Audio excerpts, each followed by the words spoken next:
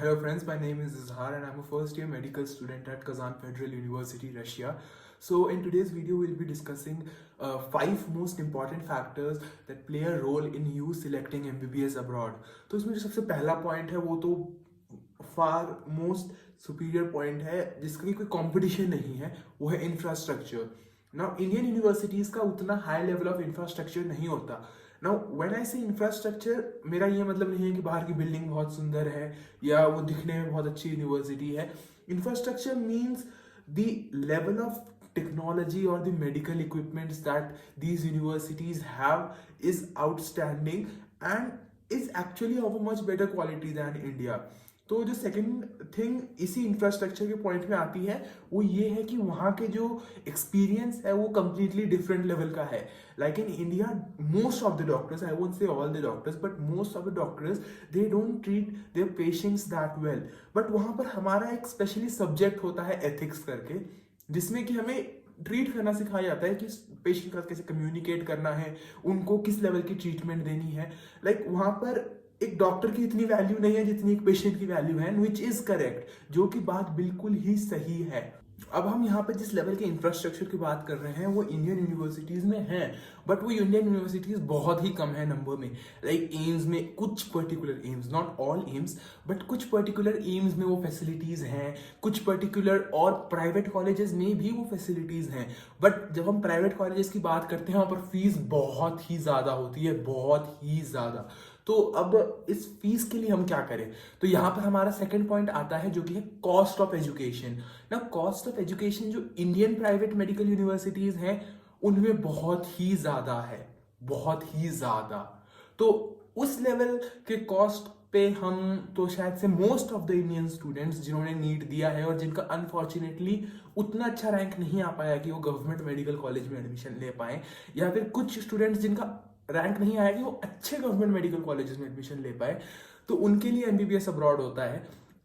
तो इसका जो सेकंड पॉइंट है, जो मोस्ट इंपॉर्टेंट पॉइंट्स में से एक है, फिर से वो है कॉस्ट ऑफ एजुकेशन.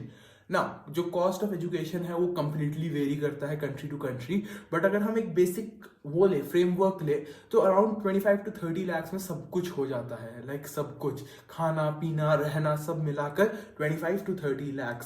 नाउ ये 25 to 30 लाख क्या सिर्फ फीस है और सिर्फ हॉस्टल के खर्चे और सिर्फ मतलब ये डेली ग्रॉसरीज है? नहीं, इसमें हेल्थ इंश्योरेंस भी इंक्लूड होता है, इसमें वीज़ा एक्सटेंशन के जो एक्सपेंसेस होते हैं वो भी इंक्लूड होते हैं, हेल्थ इंश्योरेंस इंक्लूड होता है, और यहाँ से मॉस्को या यहाँ से लवीव या यहाँ से कीव या यहाँ से जॉर्जिया का कैपिटल या यहाँ से बेलारूस, इन सब जगहों के फ्लाइट टिकट्स भी इंक्लूड होते हैं. तो 25 to 30 लाख में एक एवरेज यूनिवर्सिटी में अब्रॉड में आपका पूरा खर्चा निकल सकता है, जहाँ पर आपको इंडिया में अराउंड अबाउट 50 to 60 लाख सिर्फ डोनेशन में देने पड़ेंगे.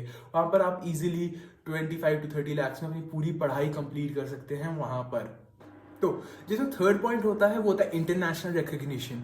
Now if you take instance of a very small college in Bihar, तो उसकी इतनी इंटरनेशनल रिकग्निशन नहीं होगी जितनी ज़्यादा इंटरनेशनल रिकग्निशन किसी अब्रॉड के यूनिवर्सिटी की होगी जो कि एक्सट्रीमली अच्छा है. जनरली जो भी बच्चे अब्रॉड जाते हैं पढ़ने वो एक वर्ल्ड रैंक यूनिवर्सिटी में जाते हैं. अब आप फैक्ट उठाकर देख लीजिए कितनी इंडियन यूनिवर्सिटीज है जो टॉप 1000 में आती हैं, बहुत कम, और उनके लिए कट ऑफ बहुत ही ज़्यादा होती है, बहुत ही ज़्यादा.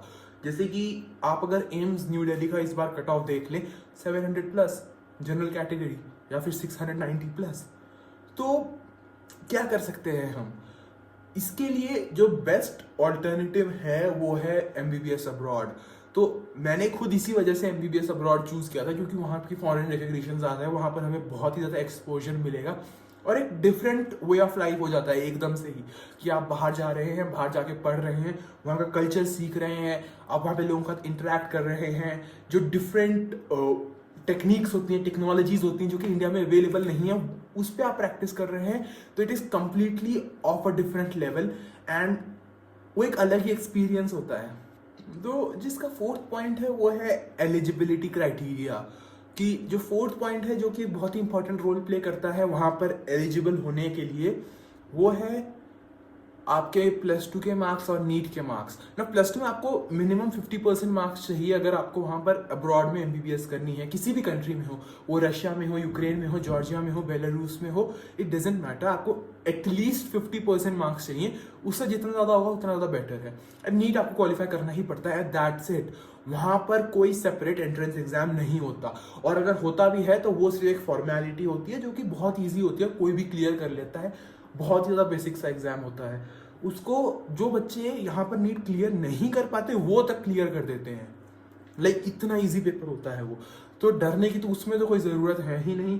तो जो इसका जो एक एलिजिबिलिटी क्राइटेरिया है किसी भी एक इंडियन यूनिवर्सिटी से बहुत ही कम है, एंड क्वालिटी ऑफ एजुकेशन को देखते हुए वर्थ इट है। सो जो लास्ट पॉइंट है वो है पर्सनालिटी डेवलपमेंट। तो जो पर्सनालिटी डेवलपमेंट और जो एक्सपोजर आपको वहाँ पर मिलता है वो आपको इंडिया में नहीं मिल सकता। लाइक बहुत कम चांसेस है कि वैसा एक्सपोजर मिले जिस लेवल ऑफ क्वालिटी के साथ वहाँ पर पढ़ाया जाता है, या फिर जो कुछ भी होता है, it is all worth it. क्योंकि एट द एंड आपको एक अच्छा डॉक्टर बनना है, और अच्छे डॉक्टर आप सिर्फ तभी बन सकते हैं जब आपको ऐसा एक्सपीरियंस होगा। इंडियन प्राइवेट मेडिकल यूनिवर्सिटीज़ की हालत हम सब ने देखे हैं, वहाँ पर बच्चे ज़्यादा होते हैं, पेशेंट्स कम होते हैं। लाइक पेशेंट्स टेक्निकली बच्चों से कम होते हैं एक महीने में। अगर हम 500 स्टूडेंट्स पढ़ रहे हैं सारे कोर्सेज को मिलाकर, पेशेंट्स 500 भी नहीं जाते एक मंथ में। तो एक बच्चा जब एक पेशेंट को भी नहीं देख रहा तो सीखेगा क्या? बट वहाँ पर वैसा कुछ नहीं होता, वहाँ पर आपको लाइव सर्जरीज दिखाई जाती हैं, जो मैंने सुना है और जो मेरा एक्सपीरियंस है, जो मैं आपका शेयर कर रहा हूँ। क्योंकि हमें यहाँ पर जैसे फर्स्ट ईयर में पढ़ाया गया था, तो जो भी हमने पढ़ा था वो मैं आपको बता रहा हूँ कि यहाँ का जो पढ़ाने का जो तरीका है, वहाँ के पढ़ाने के तरीके में बहुत ही ज़्यादा ज़मीन आसमान का फ़र्क है। वहाँ पर ज़्यादा नॉलेज, प्रैक्टिकल नॉलेज के ऊपर ज़्यादा फोकस एंड ऑल किया जाता है, जबकि यहाँ पर सब फोकस करते हैं कि बस कैसे भी रट के पास कर लें एंड ऑल दैट स्टफ। तो होपफुली आपको ये वीडियो अच्छा लगा होगा। ये वीडियो मैं सिर्फ उन्हीं के लिए बना रहा हूँ जो कि 2021 में MBBS अब्रॉड करने जा रहे हैं। मैं एक फर्स्ट ईयर स्टूडेंट होने के नाते इस सबका शेयर कर रहा हूँ, क्योंकि मेरे को ये चीज़ों की नॉलेज हो गई है अब थोड़ी बहुत। तो so if you like this video please do subscribe to my channel and do hit the like button. मैं जल्दी एक और वीडियो लाने वाला हूँ जिसमें कि बताऊँगा 5 reasons why not to choose MBBS abroad, क्योंकि हर एक चीज़ का एक डिफरेंट साइड भी होता है। Like even a coin has 2 sides. So please stay tuned and do subscribe to my channel. Do hit that like button. Thank you so much.